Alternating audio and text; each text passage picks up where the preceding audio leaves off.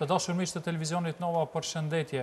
Studio hapur në gjuhën shqipe vazhdon edhe këtë javë, do thot kur na ndajnë tani më vetëm disa orë në prag të fillimit të fushatës zgjedhore. Studio hapur në gjuhën shqipe ka sjell do thot dy fytyra eminente, do thot të cilët realisht kanë një respekt tek elektorati shqiptar, jo për të anuar nga një parti politike, mirë po për të bërë një analizë të mirëfillt të situatës e cila na pret do thotë në prag të fushatës zgjedhore. Për të bashkëbiseduar sot me mua në këtë temë kam të ftuar në anën time të djathtë zotëri Ismet Ramadanit, zotëri Ismet mirë se na erdhe. Ndërsa në anën time të majtë kam ish zëvendës kryeministrin dhe ministrin e shëndetësisë, zotëri Imer Selmani. Zotëri Selmani, ishte kënaqësi që ju kam sot. Gjithashtu, përshëndetje, mirë se gjeta. Është për herë të parë. Shpresojmë që mos jetë e fundit. Zotëri Ramadani, po fillojmë për juve, i pat listat e kandidatëve nga gjitha partitë politike, çka mund të veçojmë, do thotë, çka kanë sjellë risi partitë politike? Po mirë, zakonisht kur bëhet ajo renditje ose shpallja e listave të kandidatëve, nuk është punë e lehtë, sepse aty kemi një gërshetim të interesave të ndryshme. Mirë po, partitë politike edhe taktizojnë. Këtu kuptohet lideri e ka fjalën kryesore me strukturën mëdhëse, po zakonisht mundohen me shkua me dalë me kandidat për të cilët ata mendojnë se do t'jenë më të kapshëm ke elektorati e sidomos ke bartësit e listave. Kësaj radhe kanë pas edhe një kujdes tjetër, pra që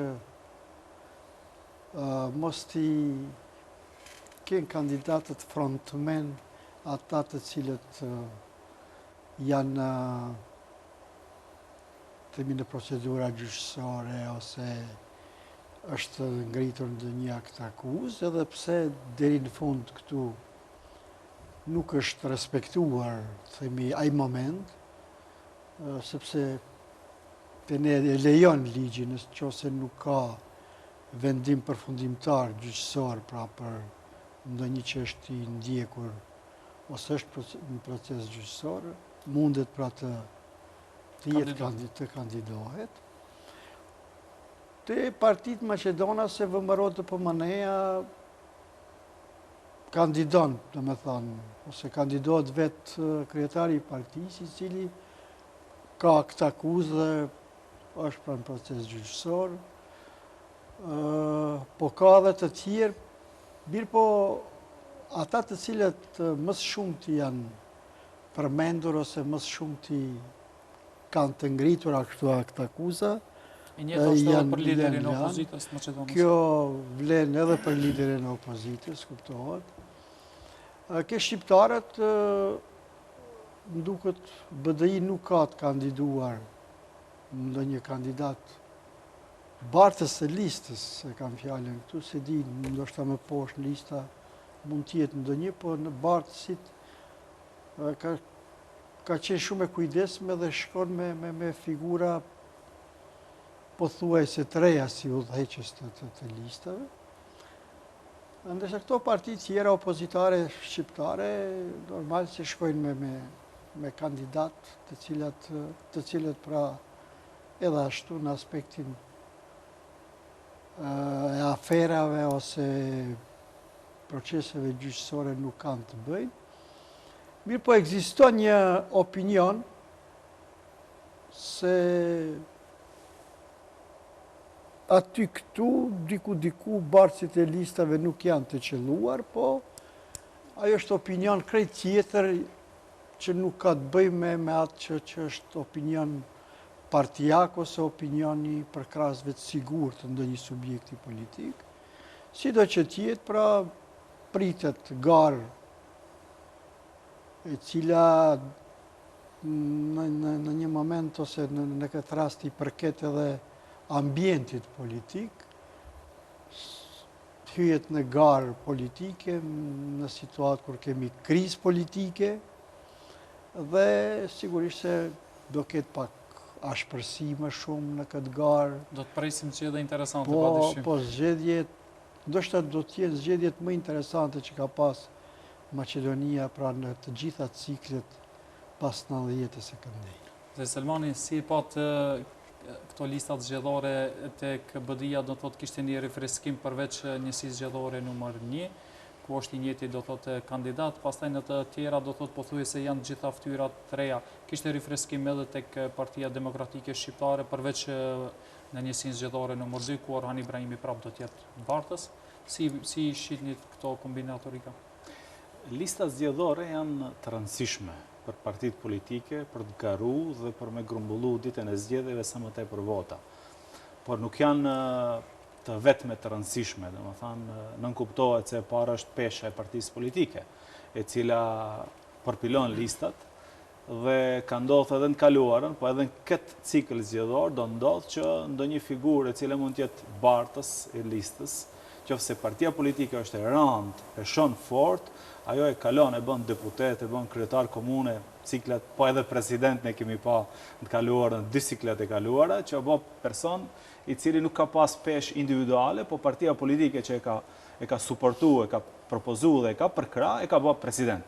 Ashtu që edhe në këto zgjedhje kemi lëramani të kandidatëve, kandidatë të cilët e kemi pa, domethënë kanë një background të rëndë politik, kanë vlera mbas tyre, ka kandidatë të cilët kanë edhe hipoteka negative të këqija mbas tyre, ka kandidatë të cilët janë edhe me akuza në procedurë gjyqësore që duhet të sqarohen më tutje, po edhe ka kandidatë të cilët janë anonim, të cilët publiku nuk i njeh, votuesit rënd i kanë ti perceptojnë se për çfarë personi bëhet fjalë, kryesisht këtu bëhet fjalë për partitë opozitare shqiptare, të cilët kanë dalë me kandidat ose me bartës, po edhe në listën në rrëdhëtie numri 1, pas njëshi 2, 3, 4 e më tutje, të cilët thjesht ndoshta edhe komuna e vet nuk i njeh, pa mos flasim në nivel të njësisë zgjedhore, do ta kenë rënd të njoftohen dhe të vlerësojnë se a është kandidat më i qellut.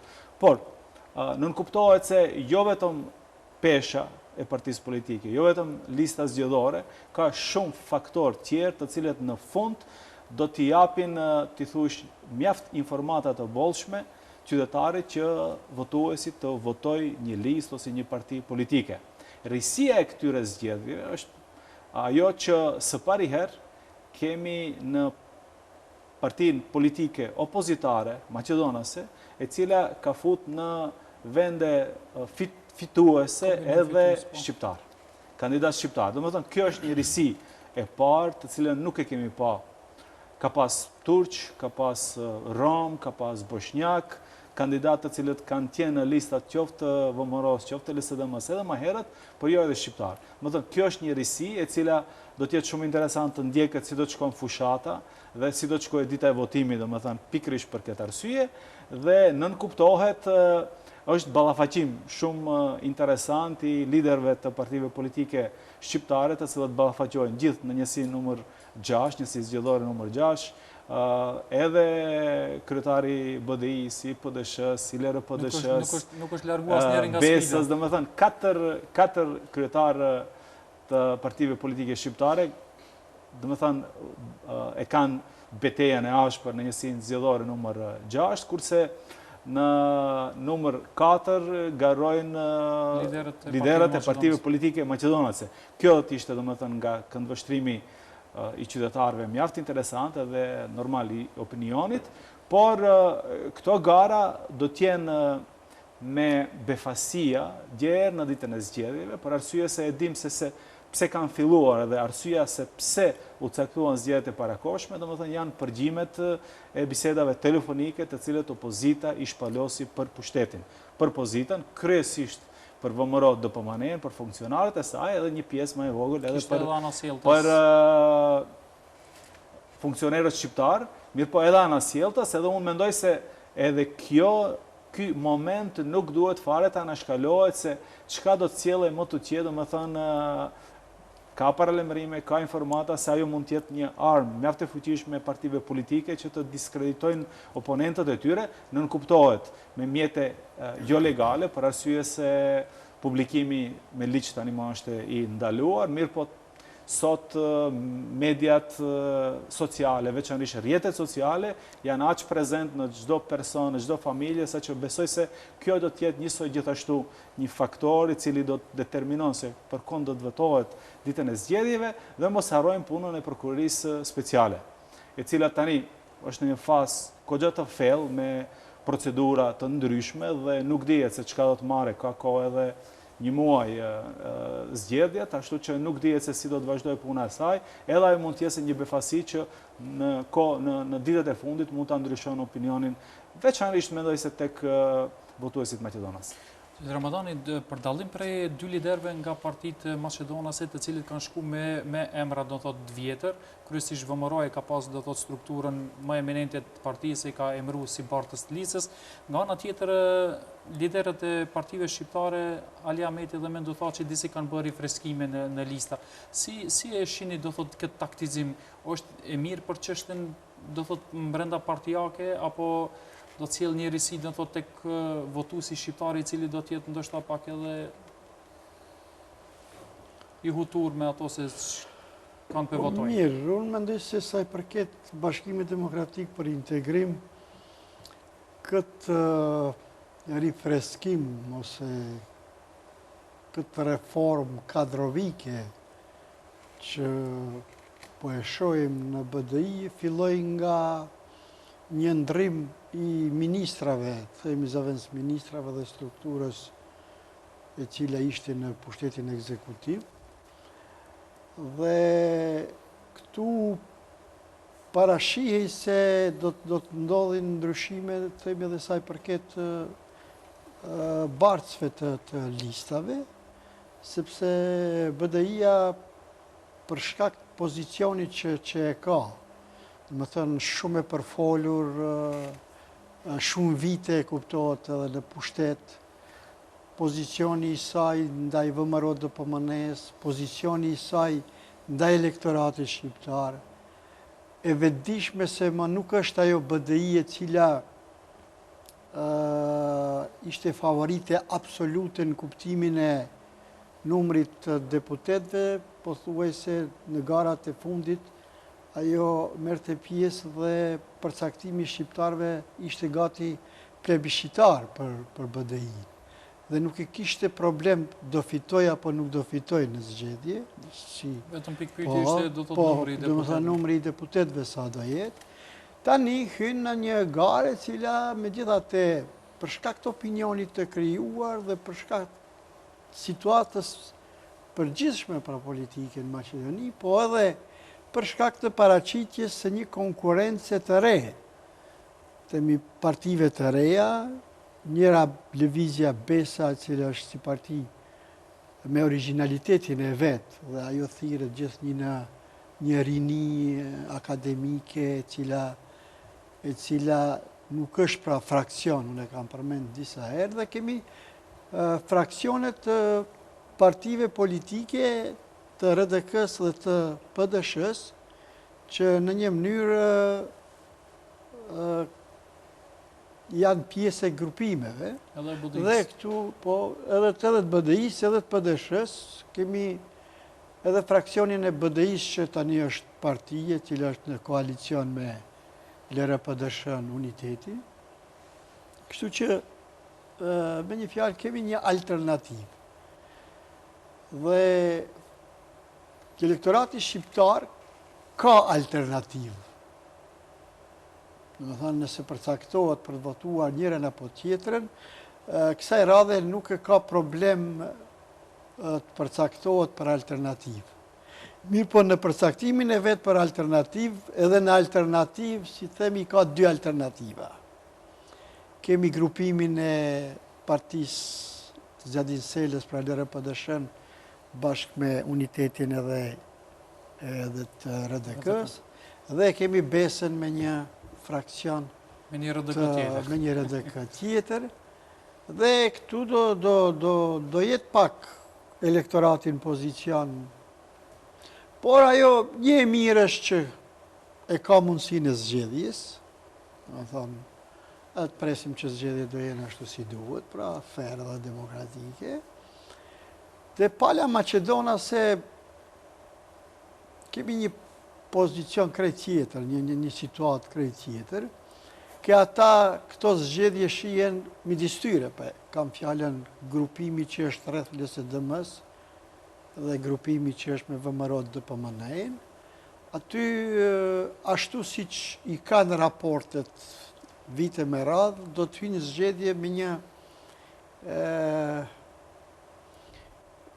një motivacion pra i cili te i kalon ato të cilat janë kritere, norma dhe me një fjalë kulturë politike të qasjes në zgjedhje. Dhe unë po e ilustroj vetëm me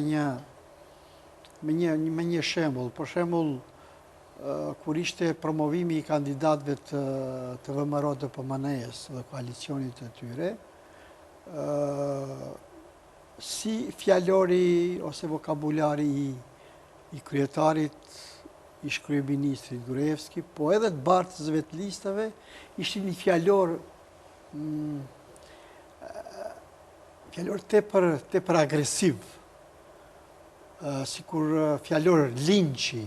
Në më thënë, shkojmë në zgjedhje që këta tjetë, unë bila ashtu e kuptoj, ose e kuptova se shkojmë në zgjedhje, si kur fjalor t'i qfarosim këta tjeret. Mos t'ju lëmë vend këtyre tjereve, dhe një pjesë i fjalisë është i Gruevskit atje se nuk do t'a lë konkurentin tim edhe frymë të merë. Me thonë, do t'ja ndalë edhe frymën. Dhe nga ana tjetër, normal që edhe LSDM-ja me koalicionin e vetë, sigurisht se do t'jetë e detyruar pra që aty këtu, pra të shkon me një vokabular që duhet t'i kundër përgjigje, dhe ai nivel do bie shumë, fatkeqësisht. Mirë po kjo është situatë e cila,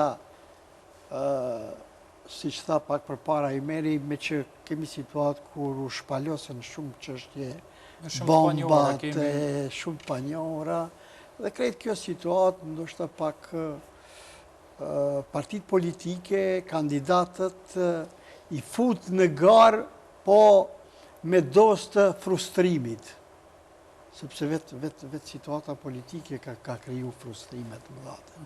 Zënë Selmani, keni qenë lideri një partije politike, metet më të vështira për liderin janë krimi i listave zgjedhore.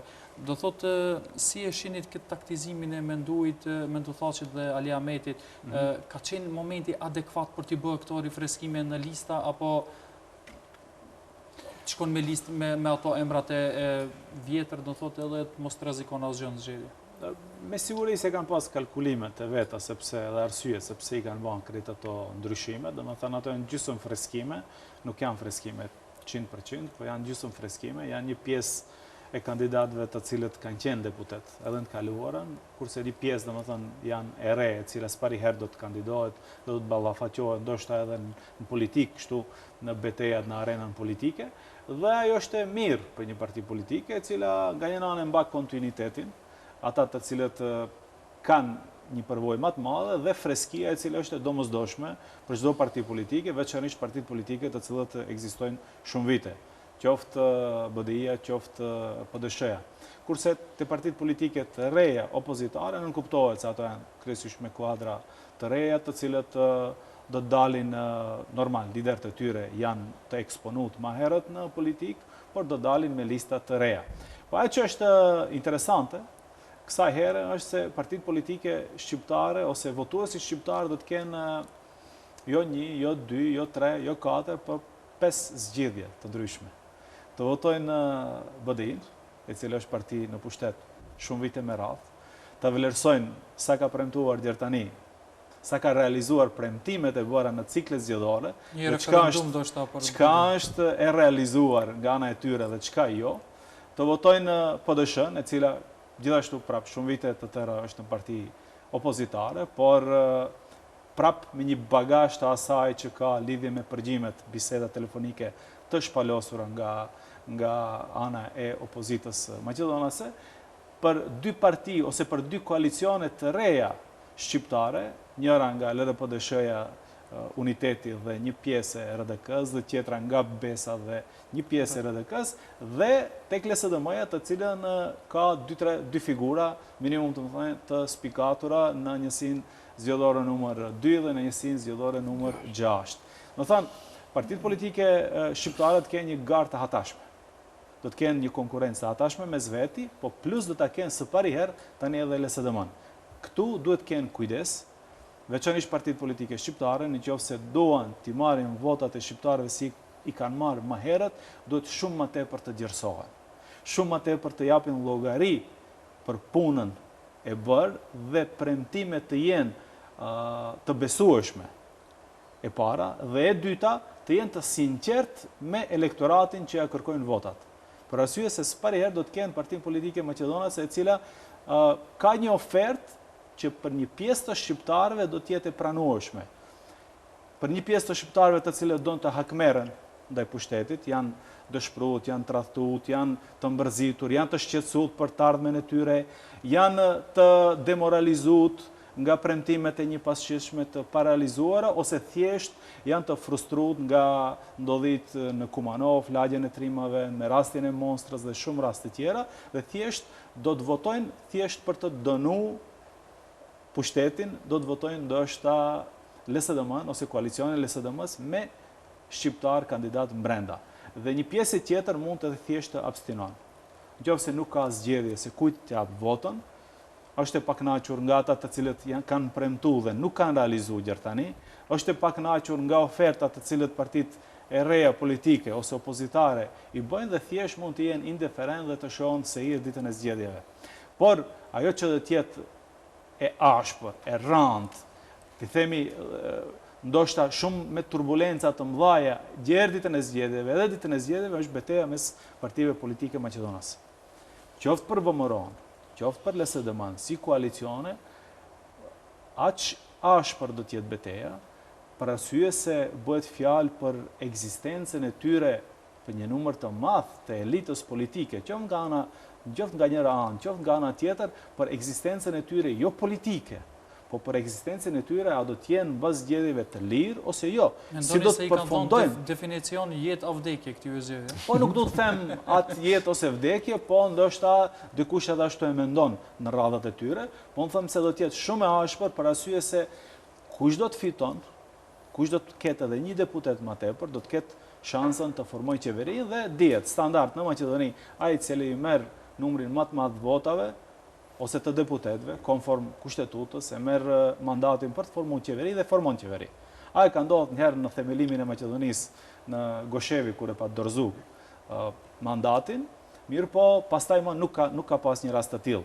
Ashtu që kush do ta marr edhe me një deputet më tepër mandatin nga kryetari i shtetit për të formuar qeveri, do të formon qeveri dhe e din pala humse se shumë keq do të posojnë, qoftë njëra, qoftë tjetër, për shkak se hasmimi brenda partive politike maqedonase për momentin është shumë më i madh se brenda partive politike shqiptare. Te partitë politike shqiptare, pa më parësisht kush do të fitojë, mendoj se do të kalojë shumë më rrafsh tranzicioni i pushtetit ose vazhdimi i pushtetit, kurse nga ana tjetër partitë politike maqedonase, qoftë tranzicioni, qoftë vazhdimi i pushtetit do të jetë shumë i ashpër dhe shumë i rëndë dhe me pasojë shumë të rënda për një pjesë të popullatës, e cila thjesht Maqedoninë mund ta rënon ashtu siç është rënuar në aspektin human, për shkak se 1/3 e popullatës është shpërngulur nga Maqedonia, edhe tek shqiptarët më shumë, por edhe te maqedonët si vitet e fundit, po do ta rënon edhe më të qenë nëse vazhdon ajo hakmerrje dhe ajo betejë e cila ka të bëjë ashtu siç e përmendët ju jetë ose vdekje, për cilën për disa politikan, për disa funksioner ose ish funksioner, me të vërtet ashtu është. Po, këtu ka edhe një element të cilën nuk e cekëm deri tani, edhe tek partit, edhe tek elektorati maqedon, zgjedhja nuk është vetëm mes LSDM-s edhe VMRO-s. Kemi një blok i cili vjen nga VMRO-ja, i cili është një blok i formuar mes partisë së Ljupçe Georgievskit, Ljube Bashkovskit dhe Stojan Çangellovit, e cila është një koalicioni të djathtës, e cila pretendon të marrë vota, ndoshta jo për të fituar zgjedhjet, po për të marrë një kvantum për të hyrë në parlament, dhe gjithashtu një koalicion i cili më tepër është qendrës, ti thuash, është Pavle Trajanovi, Kekenovski dhe nuk e di kush atje. Mendoni se mund të rrheqin votat mjaftueshme sa për t'i bë telashe? Po unë mendoj se ata mund, për shkak se veç më janë format jo parti, vetëm si parti të dale, po janë koalicione të cilët kanë ekzistuar në skenën politike shumë vite të tëra dhe Emrat njohur, ja. mundet të krehin mjaft vota, ndoshta jo ma tepër, por në çdo njësi zgjedhore ku seriozisht kandidojnë të marrin nga një deputet. Dhe ajo shumë mund të tolovit hesapin e formimit të qeverisë pastaj. Sa për të formuar do thot një grup parlamentar. Po. Zotëra Madhe, t'i kthehemi partive opozitare shqiptare, jashtë parlamentare. Disi kanë dalë me disa qëndrime pak më ndryshe se sa partive tjera. Do thot asnjëra prej këtyre nuk pranon të shkon në koalicionin e ardhshëm qeveritar, pa plotësimin e kushteve të cilat ato i kanë vendosur si parakusht, themi. Sa mund kjo të paraqet problem, do thot, pas mbarimit të zgjedhjeve, nëse i parashojmë gjanat, si tha zotri Selmani, që dy partitë maqedonase do t'jenë ngushtë, sa do të mund të luajnë rol këto partitë opozitare shqiptare për t'i ndihmuar, do thot, për të themelu qeverinë e re, me këto kushte të cilat i kanë vendosur? Po, tani është i njohur ai dalja ose platforma e lëvizjes Besa me ridefinimin.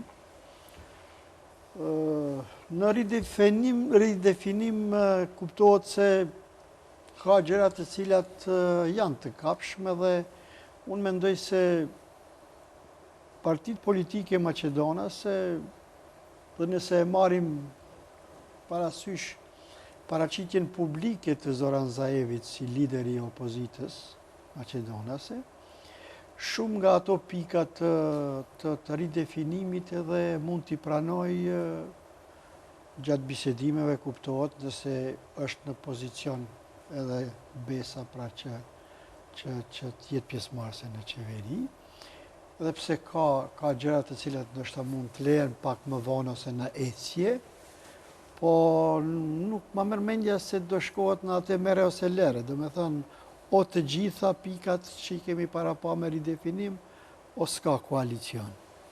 Nga ana tjetër kemi LRPDSH-n me koalicionin e vetë, e cila e kurosi programin e vetë ose platformën me unitetin që kishte konceptin qytetar, dhe pjesën e RDK-s, pra e cila parafërsisht me LRPDSH-n kanë një koncept, kanë një platformë të përbashkët. Dhe këtu ajo që është pak më problematike si pas meje, është atë që kërkon ose që e promovon si koncept ose si platformë LRPDSH-ja me koalicionin e vetë, dhe me thënë federalizimin ose parlament dy dhomësh, dhe pastaj vinë edhe tjera të cilat janë të ngjashme me ridefinimin e Besës ose të partive tjera. Dhe është karakteristike se me të njëjtin fjalor, pothuajse vokabular, aty këtu po e dëgjojmë edhe nga BDI-ja, që herave tjera nuk e kemi dëgjuar. Do të thënë kësaj radhe nuk do bëhemi pjesë e koalicionit nëse nuk pranohet kjo. Duhet të them se partitë shqiptare sikur po japin sinjale se nuk do bëhen pjesë e qeverisë në qoftë se nuk pranohet platforma ose me çdo kusht, siç ka qenë deri më tani. Ose po e kushtëzojnë pjesëmarrjen e tyre në qeveri. Sa kjo do ta bëjë më problematike themelimin e qeverisë? Dhe kjo do ta bëj problematike në qoftë se ata i mbeten fjalëve ose premtimeve që tani japin, po unë dyshoj. Unë të them drejtën, i dyshoj se do të mbajnë këtë premtim, sepse me njerë pas zgjedhjeve do të paraqitet ajo gara mes partive politike shqiptare, cila përpara do jetë pjesë e qeverisë, dhe në këtë jam i sigurt dhe aty nuk do të ndryshoj diçka e madhe ke shqiptarët. Dhe një punë që duhet ta kemi parasysh, që unë e kam përmendur. Unë mendoj se asnjëra nga partitë politike, duke përfshirë këtu edhe BDI-n, me që ka pas mundësi me 20 deputet bëj shumë më tepër se sa pas këtyre zgjedhjeve, se është mëse e sigurt, me thënë ne që po i shikojmë prej anash disponimin e elektoratit, se më nuk do t'jetë ajo BDI që mund të ketë këtë numër të deputetve, definitivisht. Ajo do bazohet më shumë në votat e sigurta të klientelës vetë, pra që i ka të punësuar administrate e kështu me radhë. Dhe e kam fjallën dhe këtu baroj se një parti politike e cila do të merë 9-10 deputet, tjetra 5-6, tjetra 4-5, e kështu me radhë, me 4-5 deputet, me 5 deputet, të vendosh kushte të cilat kanë karakter, do të thënë kombëtar, si është digjusia, federalizimi, ridefinimi, janë çështje të cilat megjithatë kanë të bëjnë me avancim kombëtar, avancim të shqiptarëve në hierarkinë e pushtetit, po edhe në ndryshimet kushtetutës. Këtë nuk mund ta bëj.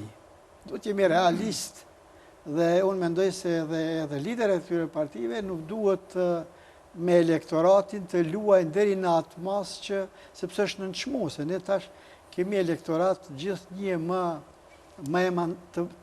të emancipuar, më intelektual, se ne kohën e fundit kemi 25-6.000 që unë e përmendi vetëm rini akademike. Dhe nuk mund është aq let me manipuluat elektorat, i thush se unë si t'i fitoj deputetet, a i thotë të t'i fitoj, po i fiton 5-6 deputet, a nga nga tjetër pozicionohet si parti kombëtare, do me thënë të zgjidhë çështje kombëtare. Unë kam formulën të propozuar, pra shumë herë kam përmend, ajo mund të bëhet në një avancim më i madh në kuptimin e gjuhës e pozicionimit kushtetutës shqiptarëve, në qoftë se këta liderët partive politike pas mbarimit ose përfundimit të zgjedhjeve bëjnë një platformë të përbashkët të çështjeve që janë thjesht kombëtare, nacionale, nënshkruhen domethënë të gjithë liderët e partive politike dhe i dorëzohet jo vetëm partisë që i ka fituar zgjedhjet, por duhet i dorëzohet kampit politik maqedonas ose elitës politike maqedonase, se këto janë ato kushte që ne kemi menduar se barazojnë shqiptarin me Maqedonasin ose vjen deri te barazimi. Mirë po, e kaluara na ka treguar se kjo punë nuk ka qenë realizueshme. Pse unë dyshoj?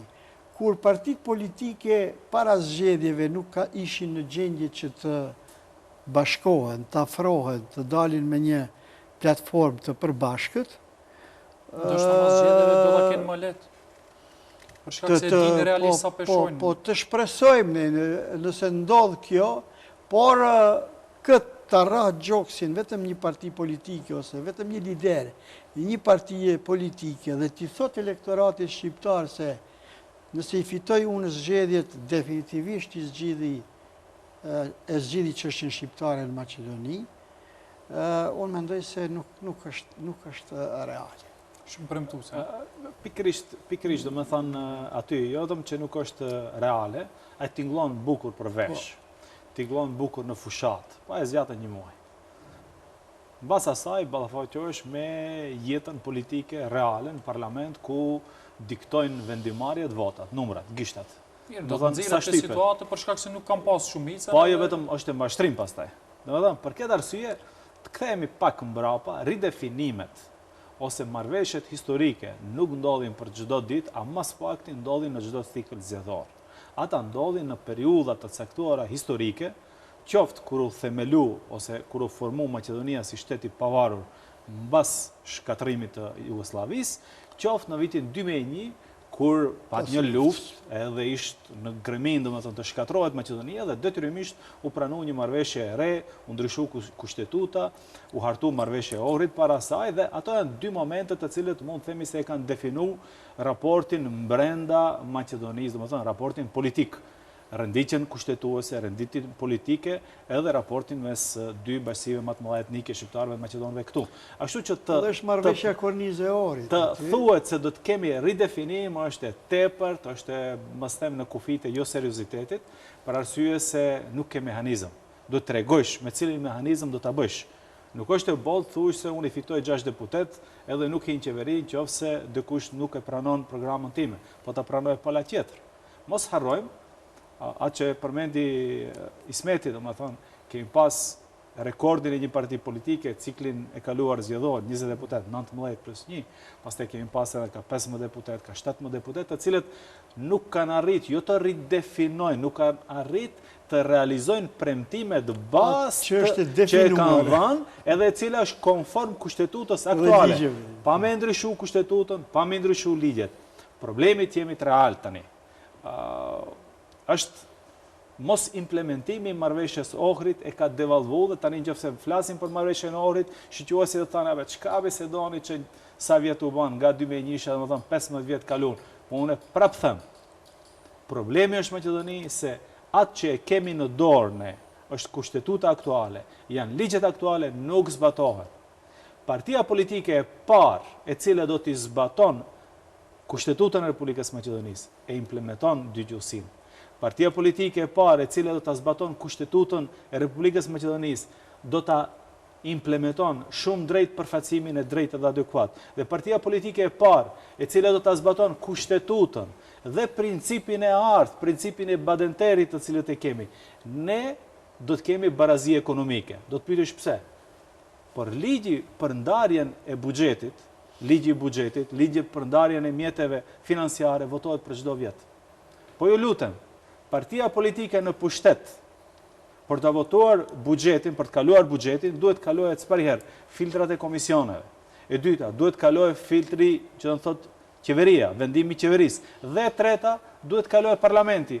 Pa ajo parti i ka 4-5 shansa ta bllokoj buxhetin, qoftë ta bllokoj dhe ndaje ashtu siç vlerëson se duhet ndarë në mënyrë të barabartë, nëse vetëm ka disponim të bëjë atë punë, dituria të punë të bëjë dhe normal njerëz të cilët duhet jenë të pakorruptuar, jo të ngarkuar me interesa personale ose me bagazhe të fliqura, të cilët nuk mund të hapin gojen pastaj as në komisionin qeveritar, po më pak në qeveri edhe mos flasin në parlament. Ashtu që unë prap them, partia e parë politike, e cila do të zbaton ligjet aktuale, marrëveshjen e Ohrit, e cila është pjesë e kushtetutës, shqiptarët do t'i kënaqë.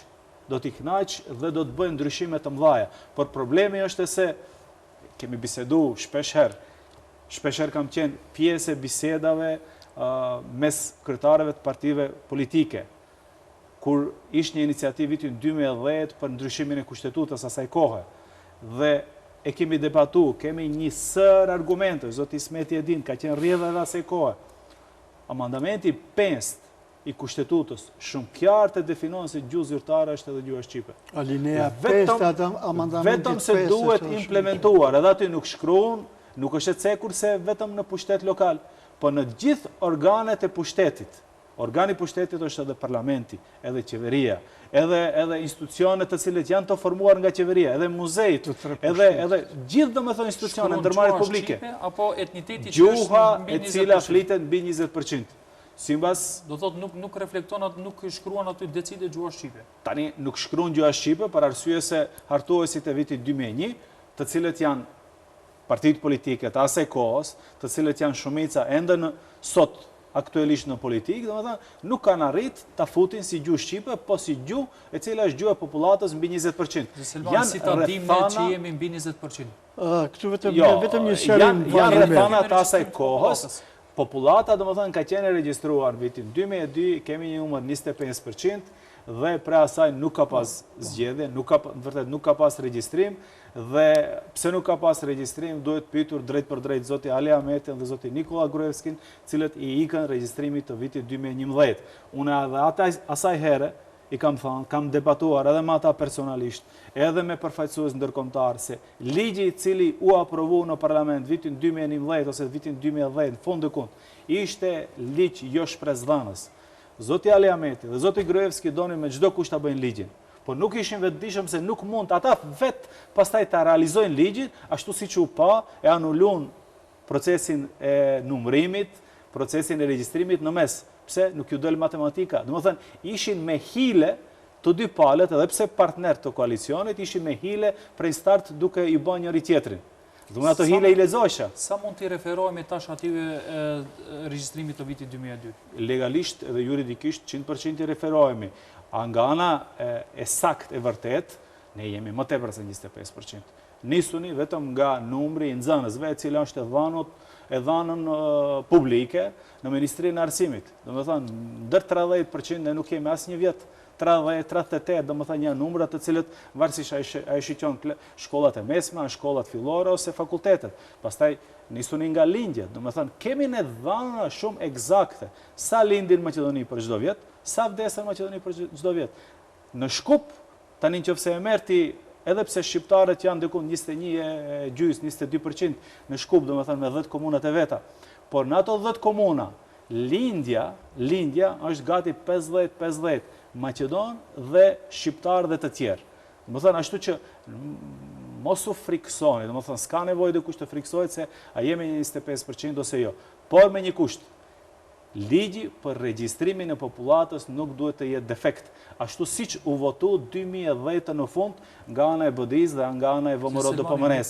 Ligji duhet të reflekton dhe të regjistron të gjithë qytetarët të cilët janë të lindur këtu dhe të cilët kanë një pronë dhe her mbas herë jetojnë këtu, her mbas herë jetojnë për çështje ekonomike, jetojnë edhe jashtë vendit. Dhe Selmani, nuk ka shqiptar i cili friksohet që mund të jemi, do thotë, në 20%. Mirë po, problemi është që të bëjmë një regjistrim, dalim aq sa jemi, do thotë afër 30 ose 32-33% sa jemi, edhe në vend do thotë të kushtetuta, mos shkruan do thotë etniteti, ta përdorë gjuhën e vet, do thotë i cili është mbi 20%, mirë po shkruan gjuha shqipe. Ajo është varianti më i mirë. Unë mendoj se kjo ka ngel, se di se kam qenë atëherë edhe pjesëmarrës në problemi qëndron në atë se pas në nënshkrimit marrëveshjes kornisë me 13 gusht, ndodhi një ndryshim pa precedens në marrëveshje. Prej një preambule qytetare, kalu në një preambule cila i numëron Maqedonasit dhe pjesë të popujve tjerë. Dhe kjo pastaj si preambule nuk hyri në pjesën normative të kushtetutës. Për shembull, në preambulën e parë nuk përmenden as Maqedonasit as shqiptarët. Kujtohet i meri qytetarët. Dhe pjesa normative e kushtetutës zakonisht shkon nga preambula dhe pastaj vazhdon, kur janë në pyetje çështjet nacionale. Preambula ndryshoi që kjo pjesa normative mbeti. Në preambul ku nuk përmenden as Maqedonasit, as shqiptarët, as të tjerë, do të thënë si qytetar, atëherë në këtë normative nuk përmenden mbeti ky 20%. Dhe këtu është defekti, mirë po, me një angazhim të mirë politik të më tutje në ecje, unë mendoj se nuk është ndonjë problem që ky 20% të merr nocion tjetër, pra shqiptarët të përmendin. Ajo që është me rëndësi, marrëveshja kornize e Ohrit edhe më tutje në përmasa ndërkombëtare e ka peshën e vet. Atë që përmendi Ymeri dhe është e vërtet. Ne duhet të jemi njerëz të cilët duhet mos të shohim punët bardhëzi. Edhe pse i ka skadua fati. Pse i ka skadua fati nuk është faj diku tjetër përveç të ne. Sa mund të përdoret? Pse? Në qoftë se ty marrëveshjen kornisë të Ohrit në çdo raport progresit e ke, ja dhe të fundit, bile edhe më fort. Në çdo konkluz kohën e fundit të samiteve të NATO-s, ato janë nivele të larta, themi. Në qoftë se e ke në konkluz të samitit të NATO-s ty për mbushjen e marrëveshjes të Ohrit ose realizimin, në qoftë se e ke të BE-s, dhe ty nuk gjen mekanizma, nuk gjen forcë politike, motiv politik të realizosh, faji është te ne. Pse është faji te ne? Sepse, po të kishim ne përfaqësues të cilët nuk do të jepshin më shumë rëndësi vetvetes, pra. Unë edhe njerë po e përsëris. Përfaqësuesi shqiptar, qoftë në qeveri, qoftë parlament dhe kudo, në qoftë se është i korruptuar, në qoftë se është i kriminalizuar, ai pra në këtë çështje nuk do ta jep asnjëherë maksimumin, sepse ka forma të ndryshme të realizimit të marrëveshjes së Ohrit. Unë, për shembull, se Ymeri edhe ka qenë në qeveri dhe në kryetar dhe ka qenë një kohë edhe në pjesën e marrëveshjes kornisë të Ohrit, për gjithë. dhe pas asaj kemi bisedu disa herë. Kjo çështje bëhet me shumë dije, me shumë angazhim, me shumë komunikim me institucionet e shtetit, sepse obstruksionin dhe hiljen e kjenë çdo hap. Por, në qoftë se ti arrin që në atë qeveri, që jesh i pozicionu mirë, edhe s'paku njëherë në muaj të kërkosh referim nga çdo ministër, se si e ka gjendjen me përfaqësim, si e ka gjendjen me përdorim të gjuhës shqipe. Nuk ka ndodhur deri më tani. Po, deri tani nuk ka ndodhur. Ne Njëherë, më falë, njëherë unë si Zavendës kryeministër e kam bërë raportin. A ishte i pari dhe i fundit. po aty desha të Në vi, shtator sepse e di 2006, këtë punë. po, i di numrat shumë mirë. Po, jam dëshmitar dhe ashtu. Mirë po ti në qoftë se ke njerëz që merren me këtë punë dhe nuk e din sa institucione ka shteti. Ne e dini se në politikën më të lartë shqiptare kemi njerëz që nëse i thu numroj 5 institucione, i numron 4, kush e dia ditë 5 me numru.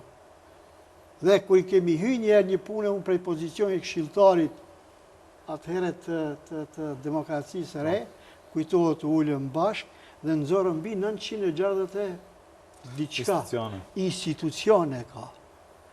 Dhe ishte puna e përfaqësimit. Në qoftë se nga një në ato 960 të sa institucione hynë shqiptar, jenë 960 punësime, ose përfaqësime, kështu me ra. Mirë po, fatkeqësisht, ata të cilët kanë qenë më të thirrur dhe më shumë mandate kanë pas për të realizuar këtë, nuk e kanë bërë punën ashtu si duhet.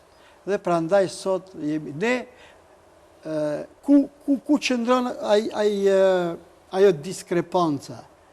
I njëjti i cili nuk e ka realizu atë që e ka pas me kushtetut, me ligj, me marrëveshje kornistorit, me nënshkrime ndërkombëtare, me suport ndërkombëtar, atë nuk e realizon, a del me platformë tjetër se do ta bëj këtë.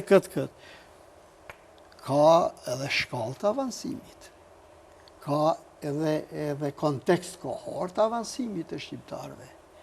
Realizoje marrëveshjen kornistorit i 100%, që do thotë realizon para se përmendim me kushtetutën, atëherë se liria, demokracia, barazia nuk ka plafon, gjithnjë mund të avansohet. Ato i kanë vetëm sa për fushat zgjedhore. Edhe diçka fitim, do të thënë e përmende një fjalë, cilën e përmendi shpeshherë politikantë Maqedoni, shqiptar i ka skaduar afati. Marrëveshja e Ohrit nuk ka afat të skaduar, për shkak se është pjesë e kushtetutës. Ka pjesë të marrëveshjes së Ohrit të cilët nuk janë të realizuara, të cilët janë aty mbrenda, janë kushtetut, janë ligj. Politikanët nuk dinë t'i realizojnë, ose nuk kanë guximin dhe mençurinë të realizojnë. Kjo duhet cekur, këtë duhet ta di opinioni, se marrëveshja e Ohrit është pjesë e kushtetutës dhe ti, nëse do në barazi ekonomike, po je vëlla në qeveri, ke shumicën e deputetëve në Badenter, po ti çdo vjet e ke një herë aprovimin e buxhetit dhe mas pakti 2 rebalanse i ke. Po kush ta ndalën ti të bësh ndarje proporcionale ashtu siç duhet të financave? Kush ta ndalën ta zyrtarizojsh gjuhën shqipe kur thjeshti në kushtetut e ke? Vetëm duhet të realizojsh. Unë vetëm një element. Ose shkurtimin e mjeteve në ribalans për investimet kapitale në nuk shkruan askund në kushtetut marrëveshjen e Ohrit se preskonferencat një ministër mund t'i mbajë shqipe dhe maqedonisht. Nuk shkruan. Unë i pari, tani ndonjëherë nuk duhet të jetë edhe modest, nuk duhet të jem edhe modest. I pari e ka mbajt preskonferencën e qeverisë si Zavendës kryeministër gjuhë maqedone dhe gjuhë shqipe. Ish befasi, si mundet një Zavendës kryeministër, ministër i qeverisë mbajë preskonferencë shqip, i pari. Po ajo nuk ishte se e lexova dekund, po thjesht thirresh në atë të cilët është pjesë e marrëveshjes të Ohrit. Është gjuha e barazuar. Nuk është ndaluar. Realizoje. Po nëse ti pret se gjithmonë gjithçka duhet ta shkruash ligj, po ligjet thjesht janë kategori e cila ajo që nuk është ndaluar është e lejuar. Problemi është se edhe se ishte tani e tepruar ndoshta, po ishte puna me premtimet e mëdha të politikanëve. Unë tham kështu, bojron, urdhnoni, realizoni atë që e kemi të gatshme, për atë të cilët kemi për krahje ndërkombëtare. Asnjë më shumë. E ke BE-n, e ke Amerikën, e ke NATO-n, e cilat jep për krahje dhe suport për të realizuar këtë. Urdhno këtë, shqiptarët të jenë të lumtur Maqedoni dhe të barabartë. Po, nga ana tjetër, jep premtime, të cilët i harron ora 7:00 ditën e diell mbas votimeve, ashtu ndodhen, ti vetëm ke bën mbashtrim, kur gjë tjetër s'ke bën. Dhe ai mbashtrim vetëm se u ka përsërit shumë cikle zgjedhore. Është koha që shqiptarët vetëdijsohen si votues, mos besojnë mbashtrimeve, të japin pak syt dhe të votojnë atë cilën mendojnë, edhe pse tham fatkesisht prap, edhe këtë cikël zgjedhor nuk ka një zgjedhje aq aman të mirë që mund të votojnë edhe t'ju flen zemra. Unë vetëm pak nëse ka mundësi plotësoj në këtë. Demagogjia politike shqiptare i ka kalu kufit, fatkeqësisht. Dhe shkohet në atë për shembull, kohën e fundit ne dëgjojmë sulme të hatashme pse 2 kandidat deputet në listën e LSDM-s do jenë fitues dhe do të dalin. Sikur na paska ardhur puna se ata 2 deputet në i prishin krejt rendin e asaj që do thot avancim të shqiptarëve. Nuk është e vërtetë. Bile përkundrazi, unë do njëherë them, pa ata që janë aty brenda ndoshta do të krijojnë klim, do t'i shlirojnë disa nga paragjykimet brenda për brenda se e drejta e shqiptarëve kjo është e shkruar, është normë, është mirë ta kenë. Po dhe ma e mira krejt kësaj është, në qoftë se ata janë në partinë e premierit potencial nesër, çështjet infrastrukturore nëse ata i kryjnë pak më shumë, se dhe infrastruktura ju vetë po bisedoni me qytetarët. Qytetarët lypin foshnjare, lypin kanalizime, kërkojnë rrugë të mira. Rrugë parqe, Po më rënë me mend. spitale. Shtrohet pyetja pse Zaevi depërtojnë Araçin? Depërton se 15.000 banor nuk kanë foshnjare sot. Foshnjare nuk kanë. Çfarë standardi është ai?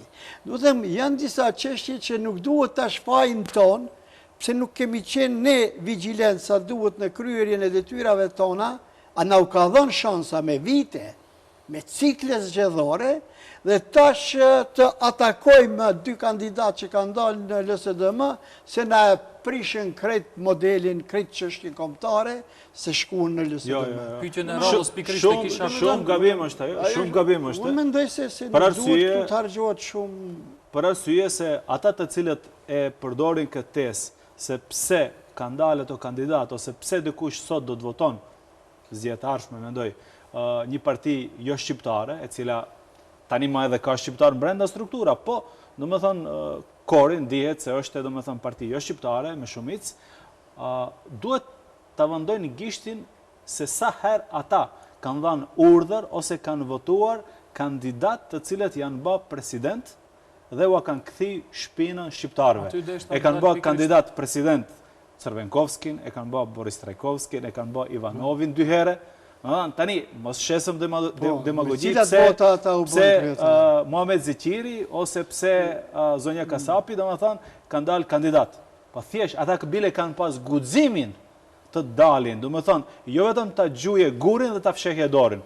Po, thjesht, ka dalë si kandidat, ka thënë, po, unë do të bëj një betejë politike, po ja radhitëm brenda LSDM-s dhe prej këtu do ta bëj betejën. Urdhno votom. Sikurse që tham se kjo do të jetë zanafilla ose uvertyra në betejat e reja politike në Maqedoni, ku partitë politike shqiptare dhe maqedonase do ta kenë guximin të bëjnë koalicion parazgjedhor, jo pasgjedhor. Se pasgjedhor pastaj është e martesë prej Zortit. Pse ti ke premtuar te elektorati shqiptar qindra projekte, qindra premtime dhe kur hin qeveri nuk ban kur gjë. I zhgënjen qytetarët, barem kështu, do të shkojsh, do të bësh një marrëveshje parti politike maqedonase dhe shqiptare dhe del. Po, ne kemi këtë pikë, kemi 100 pika, i kemi 10 pika, i kemi 1 pikë. Kjo është platforma e përbashkët. Këtë premtojmë dhe popullata, flas këtu për shqiptarët tani konkretisht, do të jenë sigurt se ai program realizohet nëse fiton. Pse? Se ata të cilët nuk do të kenë arsye, thonë se ja, abe ne u tentu, mirë po pala Maqedonase nuk na lejoj, sa rritëm ne këtë ta futim, po diçka u morën veç, diçka e lam mandatin arshëm, diçka edhe këtë do me thonë pastaj rëshqet, nuk realizohet gati se kur gja prej atyre premtime. Pra do me thonë, kjo është guxim, duhet respektuar këtë guxim, se kjo do ta sjell këtë atë që thash, do me thënë, zgjedhjet e ardhshme ndoshta të ketë koalicione parazgjedhore. Dhe Selmani, ju njohemi si reformator, njeri i cili në zgjedhjet presidenciale keni bë revolucion, do thotë zgjedhjeve këtu në Maqedoni, duke arrit thithni, do thotë 150.000 vota si kandidat për president, dikun supozoj është dikun 43.000 janë vota Shumë sakt. prej Macedonasve. Sa ju kemi ne shqiptarët tani borxh, do thotë partive macedonase që ne tua kthejmë atë borxh të Jo, nuk është punë borxhi. Më fal, po nuk është punë borxhi, për arsye se borxhi u ka kthy shumë fish. Domethënë, u ka dhënë avans bile. Vetëm duhet prap ta rifreskoja që e thash para 5 minutave. Si u bë Kryo Gligorovi president, edhe me votat e shqiptarëve. Si u bë Boris Trajkovski president, edhe me votat e shqiptarëve. Si u bë Cervenkovski 2 cikle, edhe me votat e shqiptarëve. Si u bë Ivanovi, njëherë me votat e BDI-s, njëherë me votat e PDSH-s. Domethënë, janë votuar me 10 cikle kandidat për president që u kanë bë president. Ne nuk ju kemi borxh. Domethënë, harroje. Është fjala votat të efektuohet. 2009, domethënë, oferta ashtu siç ishte për kandidat për president, e sinqert, e drejt, komunikative me qytetarët, e pash qytetarët edhe Maqedonas, edhe shqiptarë normal, po nuk ishte bollshme që të him në garën e dytë, se të kishim hin garën e dytë në raundin e dytë, shansat për të fituar ishin shumë të mëdha, po ja se atëherë nuk u bën që mund që të hinë në raundin e dytë dhe ngeli si rezultat vetëm të përmendet. Po unë them se ajo mund të përsëritet për një tarshme shumë shpejt, që kemi një klim të relaksuar, e cila nuk do tjetë e ngarkuar me nacionalizma të cilët qëllimisht disa parti politike tentojnë të ngarkojnë miletin e vetë, popullin e vetë, sa për t'i mbajtë të frenuar, që të mos meren me të ardhmen, po të miren me të kaluarën, nëse hiqet ballastit kaluarës dhe thjesht 99% të energjisë e orientojmë për të ardhmen tonë, për të ardhmen e gjeneratës re, fëmijëve tonë, atëherë ne thjesht nuk do të ketë paragjykime. Unë ju garantoj se nuk mund të jemi sigur se cili cikël zgjedhor tjetë, po ju garantoj se shqiptar mund të bëhet president. Jo se do të ketë marrëveshje politike, thjesht për shkak se edhe Maqedoni do ta donë një shqiptar, një kandidat bëhet president, sikur se që do donë shqiptarët. Pse? Për arsye se do të ketë ofertë mirë dhe do të kenë besim të ai kandidat. Do të thotë kjo do të vi, kurse këta dy, se ishte biseda doli nga 2 kandidat, nga të cilët garojnë në radhat e LSDM-s, janë si pioner, atë që e bëna unë personalisht me demokracinë e re 2009, këto tani e bëjnë 2016 në garat elektorale për parlamentare. Por edhe më tutje do të ketë kështu hapa. Nëse e bojnë ashtu si e ke bë ti, do të kenë sukses. Po jo, kam fjalën, shiko. Po, mund edhe të ketë sukses, ashtu që do ta presim. Unë shpesh po e them, nëse është synimi, targeti, ti je i barabartë apo ajo asë nuk është ekstremizëm, asë nuk është radikalizëm. Pra shqiptarët, dhe më thënë, duhet të gjejnë forma, mekanizma, me punën e vetë, dhe më thënë, me angazhimin e vetë, me involvimin e vetë në politikë dhe institucione, të kryojnë barazi. Apo? Do të kishit akseptu, do dhe të ty, nëse palën Maqedonase, ty duhet të bindish se unë luftoj politikisht jemi barabartë. Nëse ty nuk e pranon këtë që unë t'jemi barabartë, ne nuk mund të ndërtojmë shtetë përbashkët. Dhe mua në këtë më përkra faktorin ndërkombëtar. A ka ambasador, a ka përfaqësues të BE-s, a ka përfaqësues të Shtetet Bashkuara të Amerikës që nuk do ta kishte përkra synimin ton, angazhimin ton t'jesh i barabartë. Nuk ka. Zë Ramadan, do ta kishit akseptu sikur në listat e VMRO-s të kishte shqiptar në kombinim fitues. Shikoni, në listat e VMRO DPMN-s pak në këtë kohë do të ishte pak më problem për shkak të një politike në vazhdimsi kohën e fundit e cila njerë nisën nga njeriu i pari tyre. Në më thanë, kemi një situatë të shqiptarët ku dikur rreth 94-95% nuk e akseptojnë ose nuk e durojnë, nuk e pranojnë Nikola Gruevskit. Te Zoran Zaevi kemi një risi, ndoshte në hapjen dhe paraqitjen e ty karshi shqiptarve. Që jemi më konkret, po t'ishte tani Branko Crvenkovski, udhëheqës i LSDM-s, unë jam i bindur se në listat e LSDM-s nuk do t'i kyshim këta dy shqiptarë. Edhe nuk do të mundshin të kyçen. Edhe nuk do të mundshin, do me thënë, vetë liderët e partive duhet pra të angazhohen të kryojnë hapësirë edhe mundësi që shqiptari dalë të shlirohet prej kompleksit, pra që edhe prej aty pozicioni të punon, do me thënë, edhe për shqiptarët, edhe për qytetarët. Në fakt këtu është pranu edhe një koncept qytetar për cilin mendojnë ata të cilët qenë kyç se mund të kontribojnë. Koha duhet të tregoj, tani nuk e kanë letë, sepse banalitet është unë edhe s'du të përmendit, është jam fjallë për Facebooku më shumë. Ai që është në LSDM është Raman Morina, kam dëgjua se kam dëgjua. Për qenë Raman Morina duhet në kryet asaj partije ku duhet tjetë Milošević. E tash, Zoran Zaevi nuk është Milošević, që ky tjetë Raman Morin. Du të tjemë ma plastik, shtu që ta kuptojnë qytetarët. Thot dikush po, pse përkratë edhe ky opcion, ne nuk jemi ata të cilët të ndikojmë drejt për drejti. Ne ku fati pra të kemi politikan pra nesër, të cilët pra definitivisht përveç guximit politik, ata që kanë qenë në institucione e dim ne, dhe dini edhe i me, një institucion nuk mjafton vetëm guximi politik, duhet edhe dije politike. Zë Selman, jemi krejtësisht në fund, ju kësha kërku, do thotë edhe nga një pyetje të fundit, incidenti fundit ndodhi, do thotë në Kumanov, ku delegacioni i BDI-s u prit ashtu si u prit. Mendoni që kjo është një sinjal që mund të presim ashpërsim, do thotë, fushatës zgjedhore? Unë ceka do të kthehem prapë, do më thanë, nuk shpres tek beteja tek elektorati shqiptar që do të ketë një pamje të tilla ashtu siç ishin në Kumanov. Në Kumanov mund prapë përsëritet për shkak të specifikës së Kumanovës, vrasjeve, tragedive personale. Pastaj janë shumë raporte personale ku dihet me emër mbi emër vrasi, vrati, familjet e tjera e tjera. Dhe besoj se ato ishin rrethana të cilët e prunë një situatë të tillë, bllokojnë rrugët, të gjuhen veturat zyrtare me gure, të jepen deklarata shumë të rënda, domethënë unë mendoj se nuk do të ketë në vendet tjera shqiptare ku do të garkojnë, për shkak se nuk ka një klim të tillë, njëherë për njëherë, por a mund të ketë diçka te Pala Maqedona se aty frigohem se po. Për arsye se thash edhe njëherë, për elitat politike maqedone se kjo betejë është shumë vendimtare. Jo vetëm për se atë se a do t'jenë pushtet, po thjesht a do t'jenë të lirë ose prapagrile. Edhe për parti shqiptare, për shkak se nëse nuk fitojnë numrat mjaftueshëm të deputetëve, mund të edhe mos t'i kemi në zgjedhjet e ardhshme.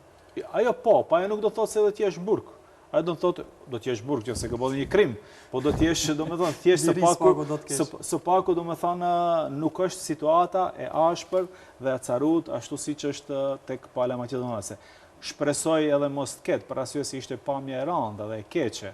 Ata mund të kenë arsye personale të cilët e bllokuan rrugën, veçanërisht familja e të ndjerit shqiponjës në Kumanov, por mendoj se gjujtja, ofendimet, thjesht, ata mund gjejnë mënyrë ma sofistiku ditën e zgjedhjeve, nëse donë mos e përkrajnë atë opcion, thjesht mund ta dënojnë me mosvetim. Mirë po nga ana tjetër, ajo pamje mendoj se nuk i takon së paku një qytetërimi të cilët ne pretendojmë se jemi civilizuar si shqiptar ose pretendojmë të bëhemi të civilizuar. Zoti Ramadani, si e pat incidentin në Kumanov?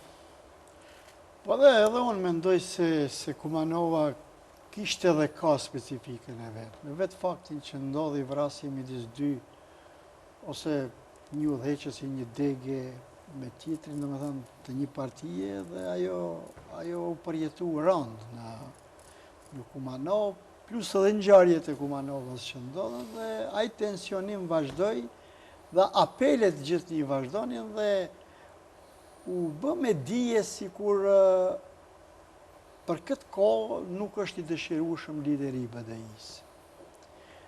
Unë nuk po them se nuk ka qenë i dëshirueshëm për të gjithat elektorat atje ose për gjithë qytetarët, por një pjesë ose një numër i konsiderueshëm, që nuk është i vogël, e ka shpreh këtë.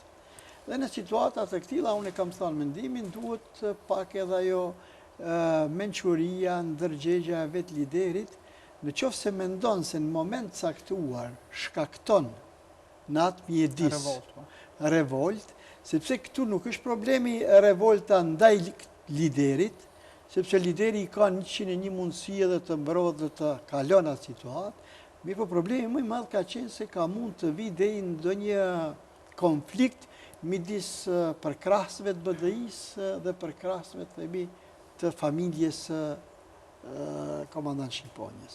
Dhe në qoftë se do të vinte ndonjë incident midis tyre dhe mos dhash zotit, vinte ndonjë viktim plus, atëherë situata do të merrte tensionime, do të eskalonte.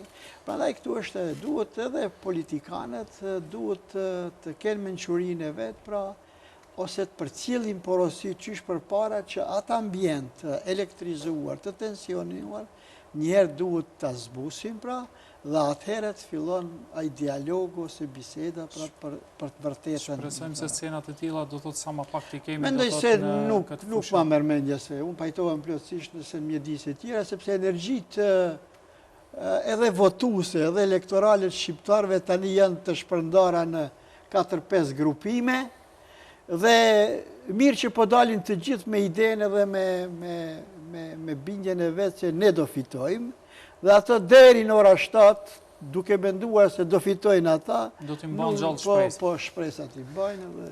Zotri Ramadani, Zotri Selmani, ju falenderit shumë që gjetët kohë dhe ishit mysafir, do thot në studion e hapur në gjuhën shqipe, do thot për 2 ditë në presin fillon edhe zyrtarisht ajo fushata zgjedhore, do të shohim edhe nga afër, do thot edhe vetë kandidatët se si do të paraqiten dhe nga do ta orientojnë votën shqiptar. Unë edhe njerë ju falenderoj për që ishit prezent, do thot në studion e hapur. Ndërsa ju shikues të nderuar, takim të radhës ju lidh të shtunën e ardhshme me fillim në ora 18 deri atëherë miru pafshim.